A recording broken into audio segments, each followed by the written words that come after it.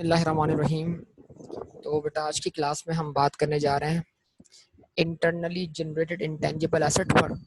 और जैसा कि हम पहले ही बोल चुके हैं कि भाई इंटरनली जनरेटेड गुडविल जो है वो एलिजिबल नहीं है फॉर व्हाट कैपिटलाइजेशन, क्योंकि एक तो वो वक्त के साथ साथ डेवलप हो रही होती है, फिर जो उसको इसको पर एक्सपेंडिचर हो रहा होता है वो पूरे बिजनेस से बिलोंग करता है। और पूरे बिजनेस को प्रमोट करने के लिए जो भी एक्सपेंडिचर इनकर हो रहे होते हैं, एडवर्टाइजमेंट, प्रमोशन, सोन, मार्केटिंग, तो ये सब एक्सपेंडिचर असल में आपके बिजनेस की गुडविल को ही रिप्रेजेंट करते हैं। और ये एक्सपेंड यानी इसको आप अलग से बिजनेस से अलहदा करके रिकग्नाइज नहीं कर सकते। तो इसके लिए जरा आप इसकी लॉजिक्स देख लें और पैराग्राफ क्या डिस्कशन करता है इसको समझ लें।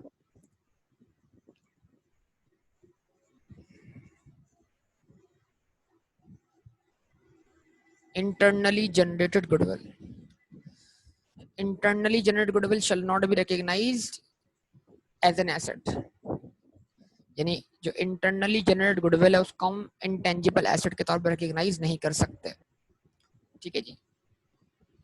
इन some cases expenditure is incurred to generate future economic benefits, but it does not result in the creation of intangible assets that meets the recognition criteria in this standard. Such expenditure is often described as contribution to internally generated goodwill। मतलब वो expenditure जो आइडेंटिफिएबिलिटी वाला criteria पूरा नहीं कर पा रहा होता ना, तो फिर हम ये बोल रहे होते हैं कि भाई वो कंट्रीब्यूट कर रहा होता है किसके लिए, इंटरनली जनरेटेड गुडविल के लिए। जैसे एडवर्टाइजमेंट हो गई, जैसे ब्रांड नेम हो गया, ब्रांड प्रमोशन हो गया, ब्रांड यानी ब्रांड को आपने क्रिएट किया, कोई नाम दिया किसी प्रोडक्ट को। इन सब चीज़ों पर जो भी एक्सपेंडिचर हुए हैं वो असल में आइडेंटिफिएबिलिटी वाले क्राइटेरिया को मीट नहीं करते। तो वो expenditure on a business as a whole यानी वो आपके पूरे बिजनेस से बिलोंग करते हैं, तो लिहाजा वो सेपरेबल नहीं है, ये सेपरेटली आइडेंटिफिएबल नहीं है। तो इस बिना पर हम बोलते हैं कि वो डेवलप कर रहे होते हैं आपकी बिजनेस की गुडविल को। और बिजनेस की गुडविल जो है वो सेपरेबल नहीं, अब तक के बिजनेस जो है वो बिजनेस को आप क्या करें, सेल ना कर दें। यानी बिजनेस सेल होगा तो बिजनेस की गुडविल भी क्या होगी, सेल होगी। अच्छा जी, उसके बाद लिखा हुआ है, अब ये रीजन है, internally generated goodwill is not recognized as an asset because it is not identifiable resource। Internally generated goodwill को हम रखिए, बड़ा की पॉइंट है ये, समझ लें पूरा पैराग्राफ ही आप रीजनिंग वाला क्या कर ले, मार्क कर ले। Internally generated goodwill is not recognised as an asset because it is not an identifiable resource, that is it is not separable nor does it arise from contractual or other legal rights controlled by the entity that can be measured liability at cost। ठीक है जी, ना ही ये separable है, ना ही इसको business से separate करके किसी को ट्रांसफर किया जा सकता है, किसी को बेचा जा सकता है बिजनेस को बिजनेस से अलग करके, ना ये कॉन्ट्रेक्चुअल राइट के तौर पे क्या हुआ, राइज हुआ। मतलब यानी कौन सा क्राइटेरिया लैक करता है, आइडेंटिफिएबिलिटी। तो लिहाजा इंटरनली जनरेटेड गुडविल जो इंटेंजिबल जो गुडविल है वो इंटेंजिबल एसेट के तौर पर रिकॉग्नाइज नहीं कर सकते। अच्छा, अब यहाँ पर एक बात, एक डिस्कशन है कि सर हम इसका आइडिया तो लगा सकते हैं, मतलब किसी भी पॉइंट पर हम अपने बिजनेस की मार्केट वैल्यू लगवा लें। और मार्केट वैल्यू लगवाने का मतलब क्या है, अगर हमारे पास 100 मिलियन के नेट एसेट्स हैं और उनकी मार्केट वैल्यू लग रही है 120 मिलियन, तो 20 मिलियन क्या हो गए, गुडविल के हो गए। तो गुडविल एस्टिमेट करना एक अलग मैटर है, गुडविल सेपरेट करके बेचना अलग। मतलब ये नहीं कि वो जो 20 मिलियन इजाफे मिल रहे हैं, क्या आप उस 20 मिलियन को हासिल कर सकते हो अलग से, 100 मिलियन दिए बगैर, सवाल ये नहीं। तो इसका मतलब क्या हो, वो सेपरेबल नहीं है। तो अगर आप किसी भी पॉइंट पर बिजनेस की फेयर मार्केट वैल्यू ढूंढ लेते हो कि आज ये, अगर आप ये बिजनेस आज डिस्पोज ऑफ करें तो ये बिजनेस अपनी फेयर मार्केट वैल्यू से कितनी अबव वैल्यू पे क्या करेगा, सेल होगा। तो अबव वैल्यू पे सेल होने के लिए जो फैक्टर है, जो बिजनेस के कैरिंग अमाउंट्स हैं, बिजनेस के नेट एसेट्स भी बहुत सारे होंगे जो अपने कैरिंग अमाउंट से अबव पे बिकेंगे, मतलब उनकी भी फेयर मार्केट वैल्यूज होंगी। तो फेयर मार्केट वैल्यूज जो है सिर्फ गुडविल की नहीं होगी, मतलब फेयर मार्केट वैल्यू बाकी एसेट्स की भी होंगी, उन पर भी आपको गेन्स होंगे, किसी पे लॉस भी हो सकता है। ठीक है जी। तो अब ये एक बात लिखी हुई है, difference between the fair value of an entity and the carrying amount of its identifiable net asset at any time may capture range of factors that affect the fair value of the entity. ठीक है, अगर जो net asset है उनके carrying amount को और business की fair value को अगर मैच किया जाए तो बहुत सारे फैक्टर इन्वॉल्व हैं उसके अंदर. नेट एसेट की फेयर मार्केट वैल्यू भी इन्वॉल्व है, गुडविल भी इन्वॉल्व. तो ये जो डिफरेंस है, इस डिफरेंस को आप अपनी इंटरनली जनरेटेड गुडविल की कॉस्ट नहीं मान सकते. ये एक बुनियादी बात है. और जो एक्सेस अमाउंट आ रहा है उस एक्सेस अमाउंट को आप अलग से सेपरेट करके अर्न भी या रियलाइज भी नहीं कर सकते. बात ये, तो किसी भी हाल में जो गुडविल है वो सेपरेबल नहीं है आपके बिजनेस से जब तक कि आप उसको पूरा बिजनेस सेल ना कर दें. लिहाजा इंटरनली जनरेटेड गुडविल होगी रिकग्नाइज नहीं होगी. ठीक है, तो उम्मीद करता हूँ ये बड़ी सिंपल सी बात है और आपको ये बात समझ में आ रही होगी कि आइडेंटिफिएबिलिटी वाला क्राइटेरिया मीट नहीं हो रहा. अच्छा जी, अब इसके अंदर क्या है, बहुत सारे पैराग्राफ ऐसे हैं जो आइंदा मतलब आने वाले पैराग्राफ में डिस्कशन कर रहे होते हैं कि अगले पैराग्राफ में क्या आने वाला है. तो हम क्या करते हैं, हम डायरेक्ट उन्हीं पैराग्राफ की तरफ जंप करते हैं. लेकिन उससे पहले एक दो पॉइंट मैं आपके सामने और रख दूं ताकि वो पॉइंट भी इसी में कनेक्ट हो जाए. फिर हम आएंगे एक मेन पैराग्राफ की तरफ. इसका नाम क्या है, रिसर्च एंड डेवलपमेंट.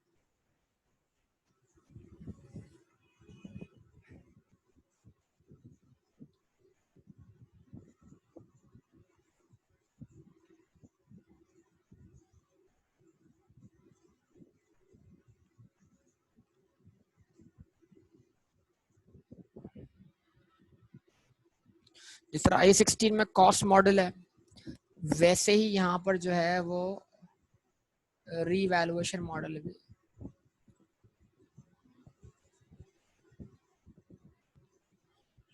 तो IS38 के अंदर भी आप इंटेंजिबल एसेट को उनकी कॉस्ट पे भी मेजर कर सकते हैं और उनकी फेयर मार्केट वैल्यू भी मेजर कर सकते हैं.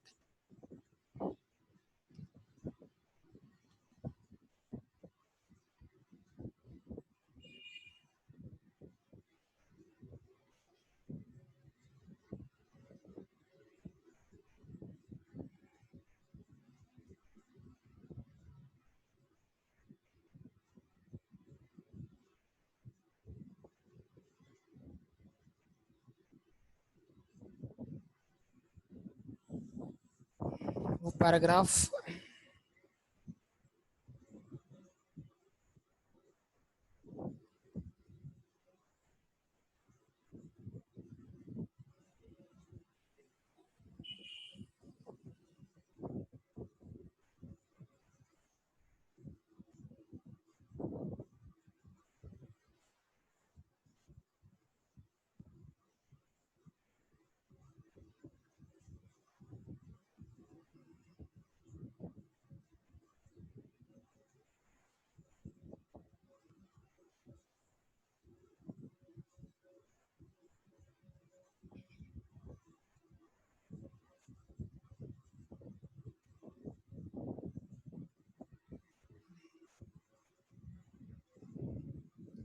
हाँ ये आ गया पैराग्राफ, मैं इसको पढ़ने जा रहा था. देखिए ये internally generated brands, mastheads, publishing titles, customer list and other items similar in substance cannot be distinguished from cost of developing business as a whole. ये बड़ा important point है, इसको जरा नोट कर लीजिएगा.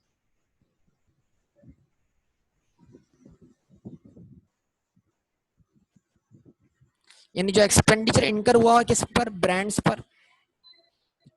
मास्ट हेड्स कोई टाइटल होगा, मतलब कोई हेड कोई भी हेडर कह सकते हैं इसको आप, या कैसे न्यूज़पेपर है उसका नाम हो सकता है. Publishing titles, customer list and items similar in substance cannot be distinguished from cost of developing business as a whole. मतलब जब आप ब्रांड डेवलप करते हैं तो ब्रांड के ऊपर जो एक्सपेंडिचर हो रहा होता है ब्रांड की प्रमोशन पर, तो असल में वो ब्रांड की प्रमोशन तो है लेकिन वो साथ साथ आपके बिजनेस की प्रमोशन भी है.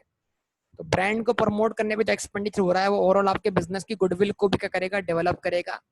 लिहाजा इस एक्सपेंडिचर को आप बिजनेस से बिजनेस एज अ होल, मतलब ये एक्सपेंडिचर पूरे बिजनेस पर हो रहा है ना कि किसी पार्टिकुलर आइटम पर हो रहा है. तो लिहाजा इस एक्सपेंडिचर को आप उस पार्टिकुलर आइटम के ऊपर आइडेंटिफाई नहीं कर पा रहे. लिहाजा आप क्या करते हैं बेटा, इन तमाम एक्सपेंडिचर को आप चार्ज करते हैं प्रॉफिट एंड लॉस अकाउंट में। इनको आप इंटेंजिबल एसेट के तौर पर रिकॉग्नाइज नहीं कर सकते। तो जो पॉइंट मैंने आपके सामने लिखा था, internally generated goodwill, brands, mastheads, publishing title, customer list, तो अगर ये आपने सब कुछ इंटरनली जनरेट किया, इसके ऊपर आपने एक्सपेंडिचर इनकर किए हैं, तो एक्सपेंडिचर वो आपके बिजनेस को ही डेवलप करने की कॉस्ट है, और उसको आप वो बिजनेस को प्रमोट करने की कॉस्ट है, वो आपका एडवर्टाइजमेंट और मार्केटिंग ही एक्सपेंस है, तो उसको आप चार्ज करेंगे प्रॉफिट एंड लॉस अकाउंट।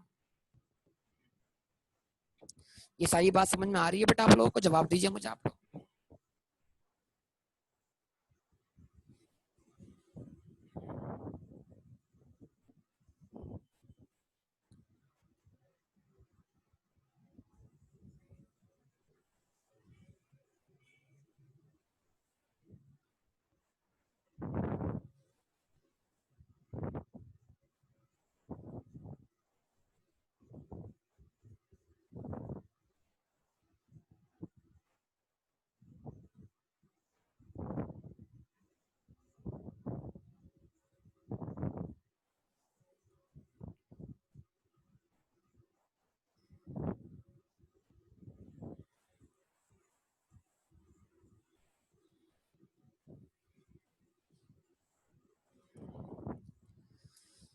ठीक है जनाब। अच्छा जी, अब ये आपके सामने यहाँ पर आ गया रिसर्च। अब क्योंकि इंटरनली जनरेटेड इंटेंजिबल एसेट की बात हो रही है, तो पहले क्या करेंगे, थोड़ा सा डिफाइन कर देंगे किसको, रिसर्च को। Research is what original and plan investigation undertaken with the prospect of gaining new scientific or technical knowledge and understanding। Research के पीछे मकसद क्या है? रिसर्च के पीछे मकसद ये है कि या तो आपको न्यू साइंटिफिक नॉलेज हासिल हो, कोई टेक्निकल नॉलेज हासिल हो, या कोई आपकी अंडरस्टैंडिंग डेवलप हो किसी चीज के बारे में। जैसे अभी आपको पता है कि लोकस्ट का हमला हुआ था हमारे यहाँ पर पाकिस्तान में, पता है आपको इस बारे में? टिड्डियों का हमला हुआ था, टिड्डियों का। तो गवर्नमेंट ने इसके बारे में एक प्लान बनाया था, शायद आपको पता लगा उस हवाले से।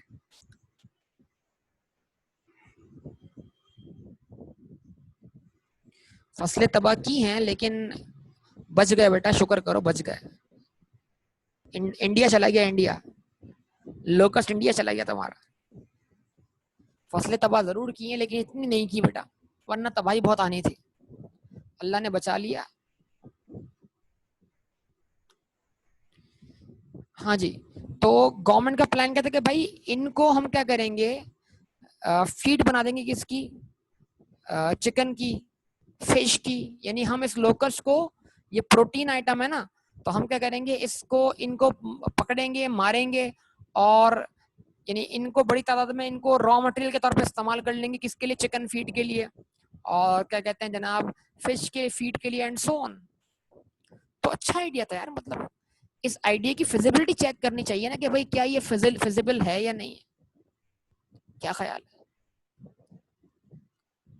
तो इस चीज पे क्या होगी, रिसर्च ही होगी ना यार, क्या मतलब क्या ये काम करना कैसे पॉसिबल है, इसको पकड़ेंगे कैसे, इसको पकड़ने पे कॉस्ट कितनी आएगी, ठीक है, फिर इसको सारा ये कन्वर्जन प्रोसेस क्या होगा, कैसे कन्वर्ट करेंगे, फिर उस फीड के बेनिफिट्स क्या होंगे, कोई नुकसान तो नहीं होगा, मतलब मल्टीपल फैक्टर्स पे भी काम करना पड़ेगा। ये सारी बातें सोचनी पड़ेंगी। अभी एक आइडिया जनरेट हुआ है, उस आइडिया के पीछे रिसर्च करनी पड़ेगी। क्या ख्याल है कि नहीं? जवाब दें।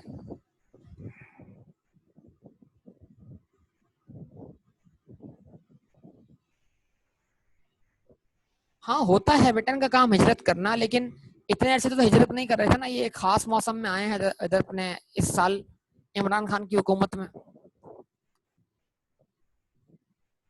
तो मेरे ख्याल से इमरान खान की मोहब्बत में आ गए होंगे शायद पाकिस्तान। ये भी पहले सुना था, पहले भुट्टो की मोहब्बत में आए हुए थे पाकिस्तान, मतलब पहले इन्होंने भुट्टो के दौर में शायद हमला किया था, सुनने में आया।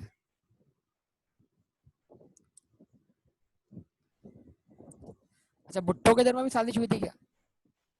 जुल्फिकार अली भुट्टो के दौर में भी आए थे ये पाकिस्तान।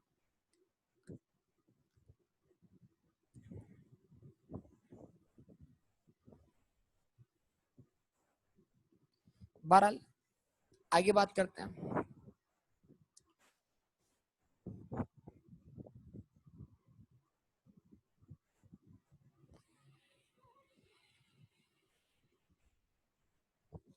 अच्छे लीडर से मिलने आते हैं तो यार वो भाई लंदन क्यों नहीं जाते हैं भाई? लंदन, लंदन भी तो जाए ना कभी।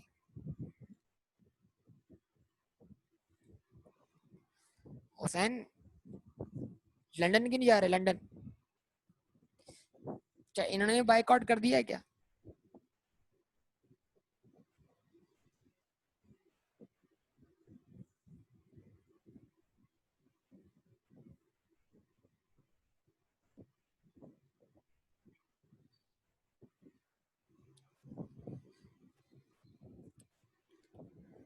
ठीक है जी। अच्छा, उसके बाद हम आगे बात करते हैं मजीद। देखिए,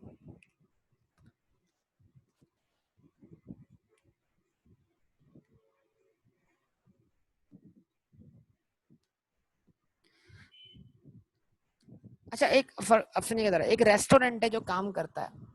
यार ये सवाल है कि रेस्टोरेंट जो बड़े बड़े लेवल पे काम कर रहे होते हैं, ये आपके ऑर्डर को इतना जल्दी सर्व कैसे कर लेते हैं? कोई ना कोई टेक्निकल नॉलेज इनके पास होती है ना, जिसकी बिना पर यार ये बड़े से बड़ी रेसिपीज जो हैं वो 15 से 30 मिनट के अंदर बना के आपके सामने रख देते हैं। क्या ख्याल है? कोई ना कोई तो टेक्निकल वे उनके पास होगा कि नहीं होगा उन रेस्टोरेंट्स के पास? क्या कहते हैं आप सब लोग?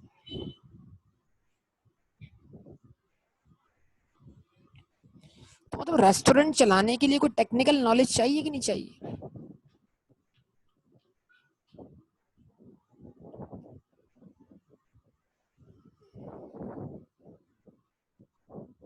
ये फ्रोजन आइटम तो होते हैं बेटा, लेकिन वो आधे पके हुए रखना, आधे छोड़ना, आधे पका लेना बाद में, ये भी तो एक स्पेशल किस्म का बात है ना, मतलब टेक्निकल बात है कि नहीं? इसके पीछे मतलब एक्सपीरियंस और नॉलेज रिक्वायर्ड है कि नहीं?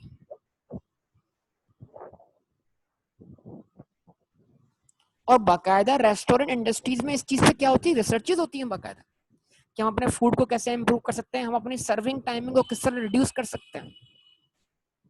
और एक और चीज इस पर रिसर्च होती है, जब आप ये जो आप मंगवाते हैं, खाना ऑर्डर करते हैं, तो वो घर पहुंच, यानी जब आप खाना घर पे मंगवाते हैं, तो जब ऑर्डर करते हैं आप फूड पांडा वगैरह कहीं से भी, तो अगर ये खाना जो है वो आपको ठंडा होने के बाद मिले तो फिर आप उसको पसंद नहीं करते मेरे ख्याल से। तो आपकी क्या कहते हैं, ख्वाहिश यही होती है कि जैसा होटल में सर्व हो वैसे घर पे सर्व होना चाहिए। क्या ख्याल है? तो ऐसा करने के लिए साइंटिफिक नॉलेज भी चाहिए और टेक्निकल नॉलेज भी चाहिए।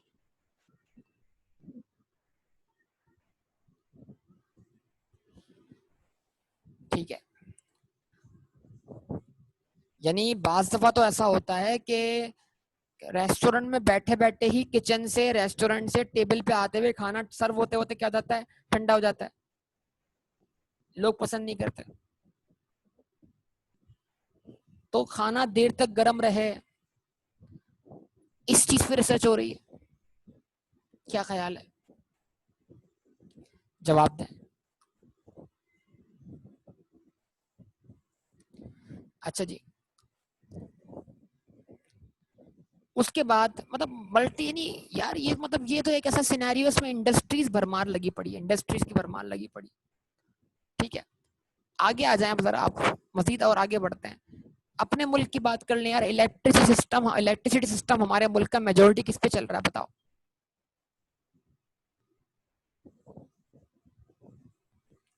हम जो इलेक्ट्रिसिटी प्रोड्यूस कर रहे हैं अपने मुल्क में, वो सिस्टम क्या चल रहा है जरा बताओ?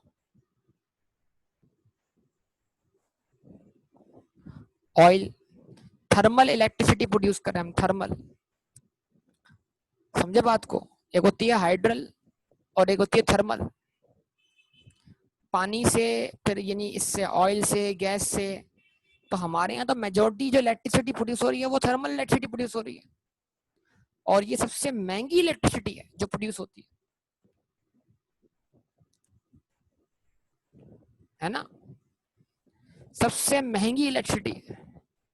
तो अब रिसर्च करें ना यार कि हमारे पास इलेक्ट्रिसिटी प्रोड्यूस करने के और कौन कौन से वेज हैं, जिनके जरिए हम क्या कर सकते हैं। और अगर बात करें जो इलेक्ट्रिसिटी प्रोड्यूस हो रही है उसमें लाइन लॉसेस जो आ रहे हैं, या जो इलेक्ट्रिसिटी प्रोड्यूस हो रही है उसमें जो इलेक्ट्रिसिटी चोरी हो रही है, उसकी चोरी को हम किस तरीके से रोक सकते हैं, इस पर कोई टेक्निकल वे डेवलप करना है, हमने कोई सिस्टम डेवलप करना है, कोई अंडरस्टैंडिंग डेवलप करनी है, कोई ऐसा रास्ता बनाना है जिससे क्या हो जाए ये काम रुक जाए। मिसाल के तौर पर क्या प्रीपेड मीटर लगा दें, तो क्या प्रीपेड मीटर इसका सोल्यूशन होगा हमारे मुल्क के अंदर या नहीं? ठीक है, क्या प्रीपेड मीटर लगाना सोल्यूशन होगा, या प्रीपेड मीटर सोल्यूशन नहीं होगा? मतलब मल्टीपल वेज पे आप रिसर्च कर सकते हैं और बहुत सारे प्रॉब्लम्स के आप सोल्यूशंस क्या कर सकते हैं, फाइंड कर सकते हैं।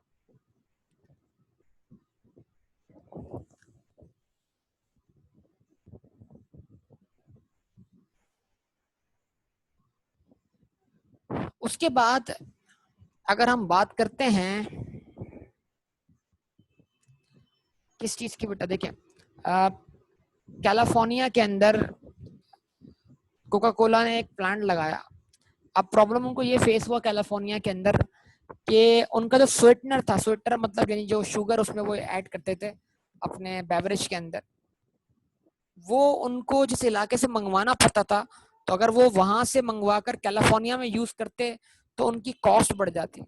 अब वो नहीं चाह रहे थे कि उनकी कॉस्ट में इजाफा हो, तो उन्होंने क्या किया, उन्होंने कैलिफोर्निया में रहते हुए मल्टीपल ऐसे आइटम्स देखे जिनके जरिए आप स्वीटनर एक्सट्रैक्ट कर सकते हैं, और उन्होंने इस बात पे रिसर्च की कि कोई ऐसा प्रोडक्ट मिल जाए जिससे स्वीटनर बन जाए और हमारी क्वालिटी और टेस्ट में कोई फर्क ना है विद इन कैलिफोर्निया।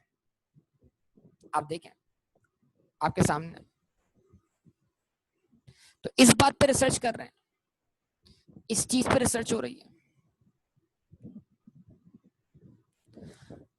कभी आप ये सोचें कि ये जो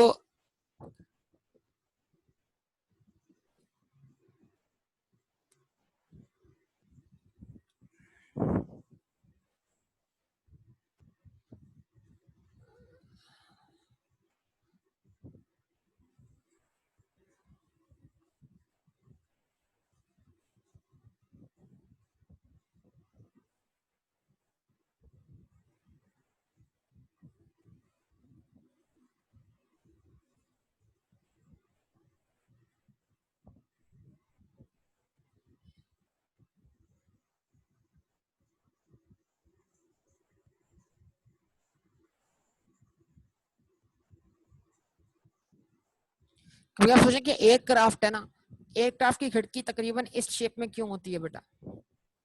वो ऐसे बाकी ट्रेन की खिड़की की तरह गोल क्यों नहीं होती? एयरक्राफ्ट में इस शेप में खिड़की क्यों होती है? ये बड़ा मतलब एक छोटा से एक चीज है, उसका शेप ऐसा क्यों है? इसके पीछे क्या बैकग्राउंड है, इसके पीछे क्या साइंस इन्वॉल्व है, इसके पीछे क्या टेक्निकल नॉलेज इन्वॉल्व है, इसको समझने की जरूरत। जब एयरक्राफ्ट हवा में होता तो इधर जो है ना जहाज, जो हवा होती है वो ऐसे इसमें सर्कुलेट कर रही होती है, एयर प्रेशर। अगर ये शेप ऐसा बना दिया जाए ना, तो हवा इधर रुकेगी, और जिसकी वजह से क्या होगा, ग्लास आपका क्या हो जाएगा, ब्रेक हो जाएगा। तो यार किसी ने तो इसके ऊपर क्या है, किसी ने तो इसके ऊपर रिसर्च की है ना, जाहिर सी बात है इन तमाम बातों के ऊपर। ये सब ये सारे आउटकम्स जो हम देख रहे हैं हमारे सामने, ये किसी ना किसी की रिसर्च और डेवलपमेंट के जरिए वजूद में आए ना। और हमने ये रिसर्च नहीं करनी बेटा, ना हमने डेवलपमेंट करनी है, बस हमने जो लोग रिसर्च और डेवलपमेंट कर रहे हैं उनकी अकाउंटिंग देखनी है, उनकी अकाउंटिंग को डील करना है। हमारा काम तो अकाउंटिंग देखना है बस। हम देखेंगे जनाब कहाँ हमें इकोनॉमिक बेनिफिट मिलता हुआ दिखाई दे रहा है और कहाँ इकोनॉमिक बेनिफिट मिलता हुआ दिखाई नहीं दे रहा।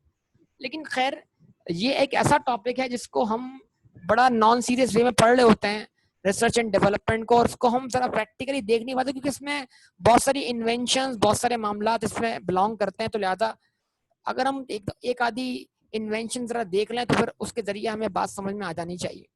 खैर आगे बात करते हैं, मजीद इसको आगे लेके चलते हैं। अच्छा जी, अब रिसर्च की डेफिनेशन आपके सामने आ गई।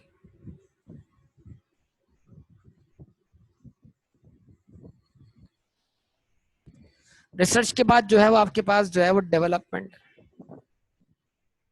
डेवलपमेंट क्या है? Development is the application of research findings.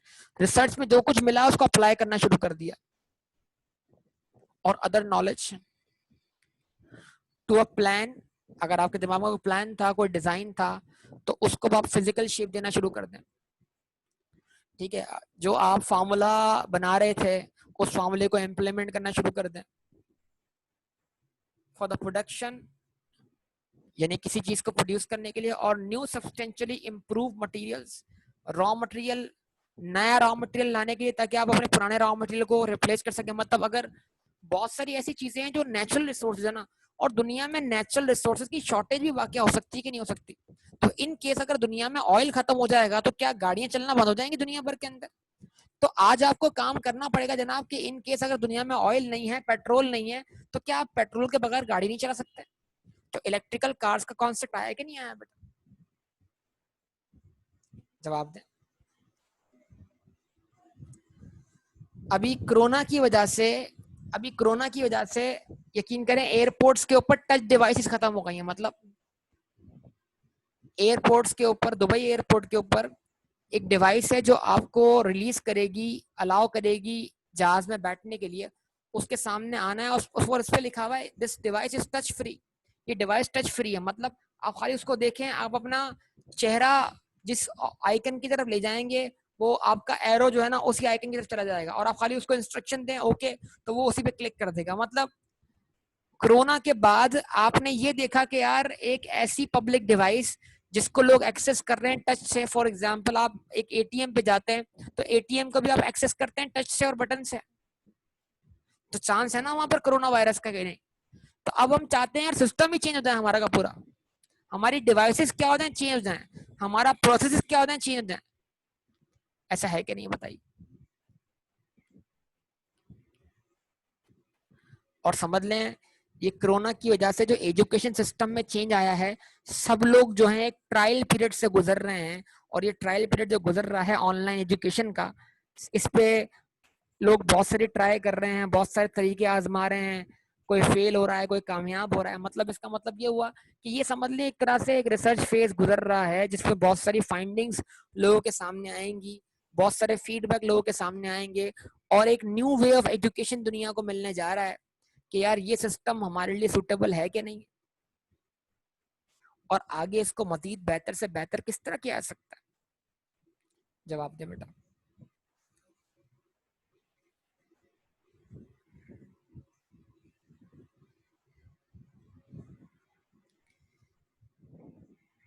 पहले आप बैंक के अंदर पहले आप बैंक के अंदर जाते थे, लंबी लंबी लाइन लगती थी चेक कैश करवाने के लिए, तो फिर प्रोसेस चेंज हो गया ना, सिस्टम चेंज हो गया ना, एटीएम आ गया। एटीएम के बाद क्या हुआ? आपके पास ऑनलाइन मोबाइल एप्लीकेशन आ गई, आप इधर से उधर पैसे ट्रांसफर कर दो, चेक भी लिखने की जरूरत नहीं है, इजी पैसा आ गया। ये सब कुछ क्या है यार? ये सब कुछ रिसर्च हुई है, फिर उसके पीछे इन सिस्टम्स को डेवलप किया गया है बाकायदा,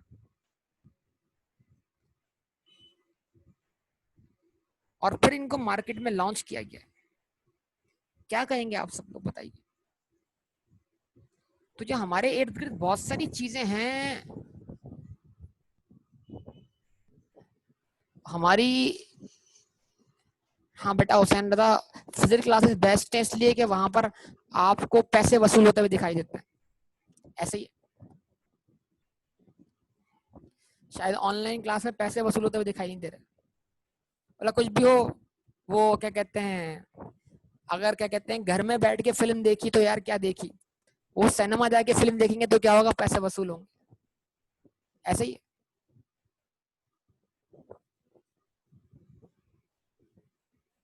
ऑनलाइन में अपनापन नहीं है बेटा, जितना अपनापन ऑनलाइन में उससे ज्यादा क्या अपनापन होगा। हाँ वो कह सकते हैं कि स्टूडेंट का जो दूसरापन है वो नहीं है इसके अंदर। समझ गया कौन सा वालापन जो स्टूडेंट क्लास में कर सकते हैं?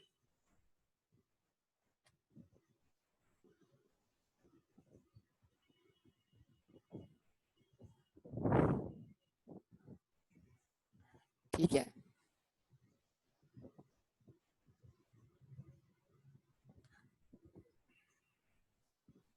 अरे भाई अल्लाह माफ करे, इतने आगे लेवल पे नहीं गया था मैं यार, इतने आगे लेवल पे नहीं गया था मैं। हाँ जुनेद बेटा, इतने इतने आगे लेवल पर तुम चले गए, अस्तगफिरुल्लाह, वाकई इतने आगे लेवल पे मत जाओ बेटा। मैं तो घटियापन की बात कर रहा था यार।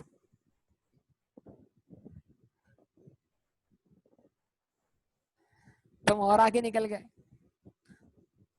इतना आगे मत जाओ यार। ओके जी। तो बहरहाल, development is the application of research findings or other knowledge to a plan or design or for the production of new substantially improved material devices product processes system or services before the start of commercial production। हाँ भाई, एक बात और भी है, online classes के अंदर अपनापन तुम्हें जब भी आएगा जब जब मैं भी अमेरिका से बैठ के क्लासेस लूंगा, शायद जब जब आए शायद अपनापन। क्या ख्याल है? सही है ना? सही है ना बेटा? फिर क्या कहते हो? टेक्सास।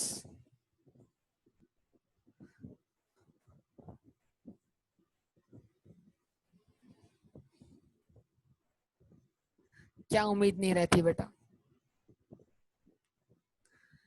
ओके जनाब, यार पढ़ लो यार, पढ़ लो यार, पढ़ लो भाई, बातें हमारी बहुत निकल आएंगी। अब देखो तुम आज जो हो ना, आज जो तुम वो क्लास वाला माहौल क्रिएट कर रहे हो यहाँ पर, डाइवर्जेंस। ठीक है, अब चलते हैं रिसर्च वाले पैराग्राफ के ऊपर।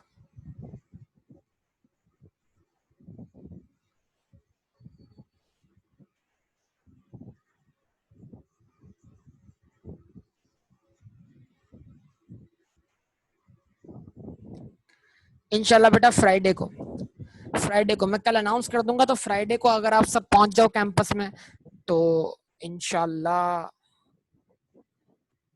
एक क्लास हम वहां रख लेंगे आपकी। वो भी इसलिए कि आप चंद स्टूडेंट्स हो इसलिए, बाकियों के लिए पॉसिबल नहीं।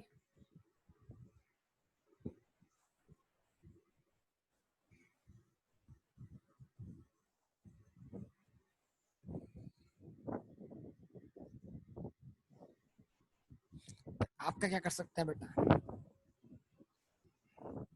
ये तो आपका मसला है भाई। अब आप अपनापन दिखाओ, पहुंच जाओ।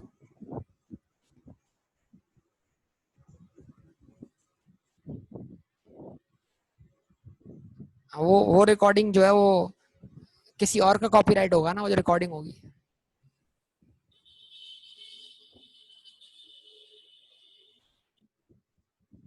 हम्मास कह रहा है कि वो नहीं आ सकता, तो हम्मास ये खुद क्यों नहीं कह रहा यार, तुम्हें क्यों बता रहा है?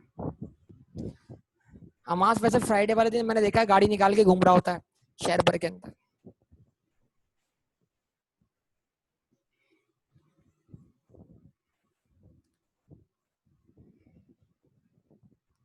ओके ओके, दिल पे ले गया बात को भाई ये तो। मैं समझा तुम रिसर्च करने निकलते हो, तुमने बोला मैं काम से निकलता हूँ। ओके भाई, पढ़ लो यार, पढ़ लो, आ जाओ आ जाओ आ जाओ, तो समझ परेशान हो गया होगा हमारी वजह से। आ जाओ। Research phase. तो बेटा जो भी एक्सपेंडिचर होगा रिसर्च फेज में, मिसाल के तौर पर एक बंदा कहता है भाई मैं एक ऐसी टॉपी बनाना चाहता हूँ जिसको पहनकर इंसान गायब हो जाए। ठीक है, वो आप सुना होगा आबे हयात। आबे हयात सुना है? मतलब ऐसा जो कहानियों में सुनने को मिलता है, ऐसा पानी जिसको पीने के बाद इंसान जो है उस पर नाउजुबिल्ला मौत वाकया नहीं होगी। मतलब ऐसे लोगों ने कहानियां बनाई हैं, मतलब आबे हयात। टाइम मशीन या टाइम मशीन की बात कर लो जरा। वो टाइम मशीन बनाना चाह रहा है। टाइम मशीन मतलब यानी कि वो जाना चाहता है किसी पिछले दौर के अंदर, अगले दौर के अंदर। टाइम मशीन क्या कहते हैं भाई? तो वो टोपी पहन के गायब हो गया। ठीक है जी, इनविजिबल कार बना ली, इनविजिबल ऐसे कपड़े बना लिए इसको पहन के बंदा इनविजिबल हो जाए। बहरहाल तो मतलब ये नहीं कि ये क्या है, सारे ये दिमाग के खराफात हैं, और दिमाग की खराफात पे आप काम करो, रिसर्च करो। तो क्योंकि खराफात हैं, जब तक खराफात इनका कोई एग्जिस्टेंस होना पॉसिबल ना हो जाए, तो इन पर जो भी एक्सपेंडिचर होगा वो रिकग्नाइज होगा प्रॉफिट एंड लॉस अकाउंट। मतलब वो कहना ही चाह रहा है कि रिसर्च फेज जो है उसमें, क्योंकि हम डिमॉन्स्ट्रेट नहीं कर सकते कि इंटेंजिबल एसेट एग्जिस्ट करता है कि नहीं करता, अभी तो हम रिसर्च कर रहे हैं, उसकी डेवलपमेंट तो हम बाद में जाके करेंगे, उसका एग्जिस्टेंस तो बाद में जाकर प्रूव होगा। अभी तो हम रिसर्च में फाइंडिंग्स कर रहे हैं, तलाश कर रहे हैं कि हमें क्या क्या करना पड़ेगा उसको डेवलप करने के लिए। समझ पा रहे हैं बात या नहीं? यस और नो बोलिए। तो no intangible asset arising from research or from research phase of an internal project shall be recognized. Expenditure on research shall be recognized as an expense when incurred. बेटा रिसर्च कॉस्ट सीधा profit and loss account में आंखें बंद करके सीधा charge to profit loss account, सोचना ही नहीं है। मतलब रिसर्च कॉस्ट के कभी एसेट बनने की गुंजाइश ही नहीं हो सकती अगर आप इंटरनली रिसर्च कर रहे हैं तो रिसर्च कॉस्ट यानी इंटरनल प्रोजेक्ट है आपका, या अपनी रिसर्च को आउटसोर्स भी कर सकते हैं, मतलब एज अ प्रोजेक्ट। तो अगर आप आउटसोर्स करवा के भी रिसर्च करवा रहे हैं या खुद से भी कर रहे हैं, फिजिबिलिटी रिपोर्ट्स बनवा रहे हैं, तो इन सब पे जो एक्सपेंडिचर होगा वो charge to profit loss account होगा। क्यों होगा? बिल्कुल। रिसर्च रिसर्च छोटी मोटी कंपनी तो रिसर्च R&D डिपार्टमेंट अफोर्ड ही नहीं कर सकती भाई। ये R&D अफोर्ड करना जो है यूनिलीवर का काम है, ये प्रॉक्टर एंड गैम्बल का काम है, ये एप्पल का काम है, ये सैमसंग का काम है, मतलब ये दुनिया की बड़ी बड़ी कंपनीज का काम है। छोटी कंपनीज कहाँ अफोर्ड करेंगी? ये टोयोटा का काम है। R&D डिपार्टमेंट जो है वो हर जगह थोड़ी होता है, कोई हर इदारा थोड़ी इस काबिल है कि वो R&D डिपार्टमेंट अफोर्ड करे। ये तो लार्ज स्केल प्रोडक्शन, जो बड़े बड़े पैमाने पर ऐसी कंपनीज जिनका बजट जो होता है मुल्कों के बजट के बराबर होता है भाई, ऐसी companies. Coca Cola Pakistan, Coca Cola जो इंटरनेशनल है उसका बजट क्या है? पाकिस्तान मुल्क तो कुछ नहीं है उसके सामने। बहुत अरसा हो गया, एक मुझे पुरानी बात याद आती है 2008 की शायद।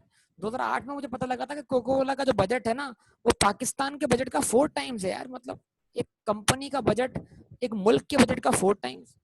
तो ये कंपनीज जो हैं वो इतना बजट रखती हैं, आप सोचिए इतना हैवी एक्सपेंडिचर इनकर करते हैं।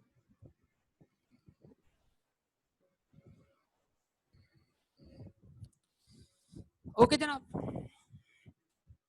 तो अगला पैराग्राफ जो है वो ये बताता है reason in the research phase of an internal project an entity can not demonstrate an intangible asset. आप डेमोन्स्ट्रेट नहीं कर सकते कि इंटेंजिबल एसेट क्या करता है? एग्जिस्ट करता है। Existence of intangible asset demonstrate नहीं हो पा रहा, that will generate what probable future economic benefit. क्योंकि रिसर्च के टाइम पर अभी उस इंटेंजिबल एसेट का कोई एग्जिस्टेंस नहीं है, आप अभी उस आइडिया की फिजिबिलिटी को चेक कर रहे हो, फिर आप उसको आगे लेके चलते हो। यस और नो बोलिए। आपके दिमाग में पानी से गाड़ी चलाने का आइडिया आ गया, आपके दिमाग में उड़ने वाली गाड़ी का आइडिया आ गया, ठीक है? मतलब मल्टीपल आइडिया तो आपके सामने आ रहे हैं।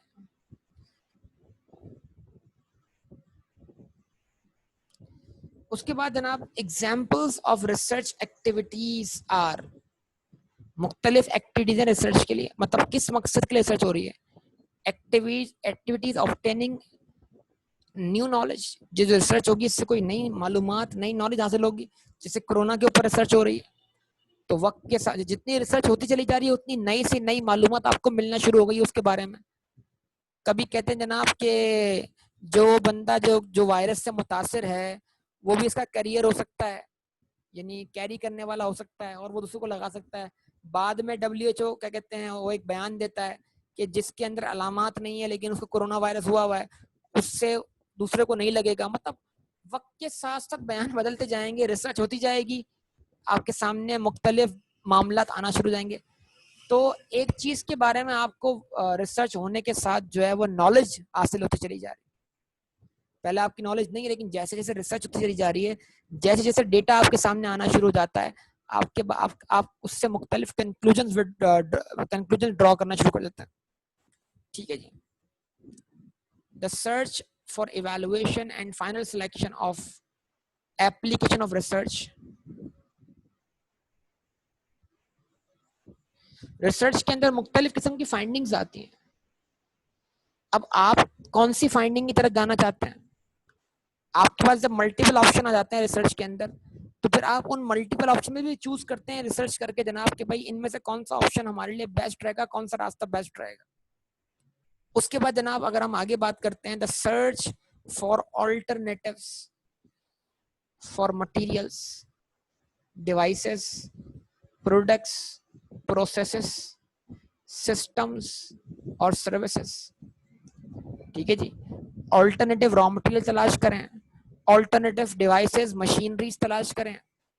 ठीक है जी। वक्त के साथ साथ चीजें जो हैं डेवलप होती चली जा रही हैं। ठीक है। अपनी प्रोडक्ट को एनहेंस करें, पुरानी प्रोडक्ट की जगह नई प्रोडक्ट लाने पर रिसर्च करें, प्रोडक्शन प्रोसेस को चेंज करें, जैसे फोर्ड मोटर ने किया था। असेंबली लाइन जो थी वो क्या था, एक नया प्रोडक्शन प्रोसेस था।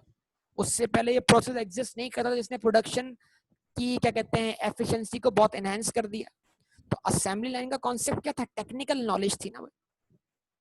तो इट मींस असेंबली लाइन के आने से मैन्युफैक्चरिंग कंपनीज का प्रोसेस ही चेंज हो गया, प्रोडक्शन का, उनकी एफिशिएंसी में क्या हो गया, इजाफा हो गया। यस और नो? बैंकिंग सिस्टम पूरा का पूरा चेंज हो गया इंटरनेट बैंकिंग आने की वजह से। ठीक है। उसके बाद formulation, design, evaluation and final selection of possible alternatives. जब आप ऑल्टरनेटिव मटेरियल पे काम करते हैं तो फिर आपके पास मटेरियल भी बहुत सारे हो जाते हैं।